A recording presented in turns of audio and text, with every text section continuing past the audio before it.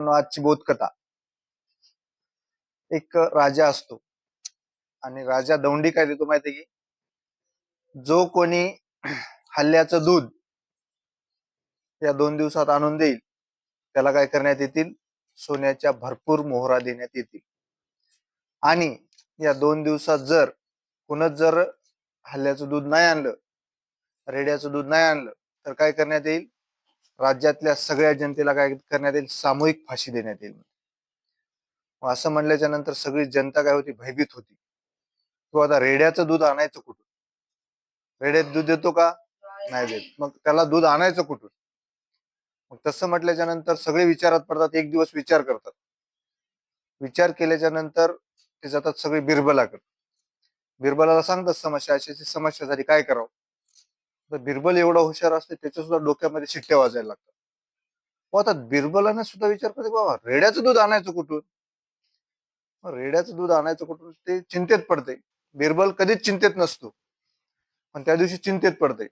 संध्याकाळी घरी जाते, विचार करते, काय करावं काय करावं. मग त्याची पोरगी असते, एक 15-16 वर्षाची मुलगी असते. ती विचारते त्याला, पप्पा काय झालं?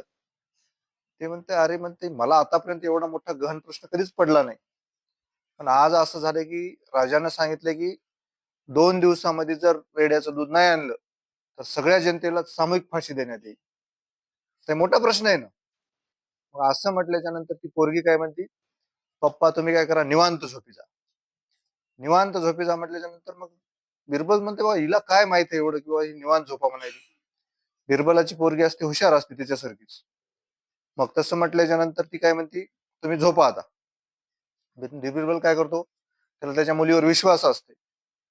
बिरबल निवांत झोपी जाते. ती पोरगी पहाटच उठते 3 वाजता. घरातले मळके सळके गोदडे घेते आणि काय करते, राजवाड्याच्या हौदावर जाते धुणं धुवायला. हौदावर गेल्याच्या नंतर दन दन दन गोदडे आपटायला लागते. कुठं? राजवाड्याच्या हौदावर. मग ते बघून राजा म्हणते, एवढ्या लवकर धुणं धुवायला कोण आले हौदावर? असं म्हटल्याच्या नंतर मग ते सेवकाला धाडते. जा रे म्हणते, ते कोण नींद खराब कराय देखो जाके. जाऊन बघून येते. ते म्हणते बिरबलाची मुलगी आहे म्हणते हुजूर. ते म्हणते, ती एवढ्या लवकर कशाला धुणं धुवायला आली राजवाड्याच्या हौदावर?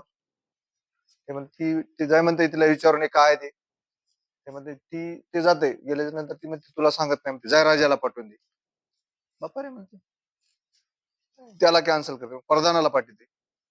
प्रधानाला म्हणते, प्रधान साहेब तुम्हाला मी नाही सांगणार, तुम्ही काय करा, राजालाच पाठवा. तसं म्हटल्याच्या नंतर मग राजा काय करते, चिडते.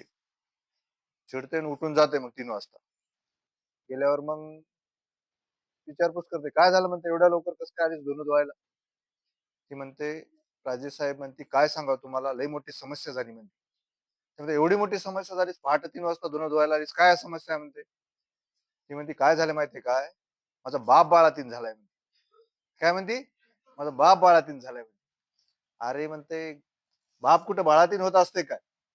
राजेसाहेब तुम्हाला एवढं कळते ना, बाप बाळातीन होत नाही. मग रेडा कसा दूध देईल सांगा बरं तुम्हीच म्हणते. जसा बाप बाळातीन होत नाही तसा रेडा सुद्धा दूध देत नाही.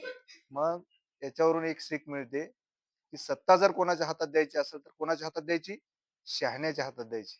येड्याच्या हातात सत्ता देऊन जमल का? असे जर राज्यकर्ते राज्य करू लागले तर देशाची वाट लागेल की नाही?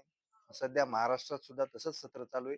सगळ्या मूर्खांच्या हातात सत्ता आहे आणि महाराष्ट्राची काय होत आहे, वाट लागत आहे. बरोबर आहे.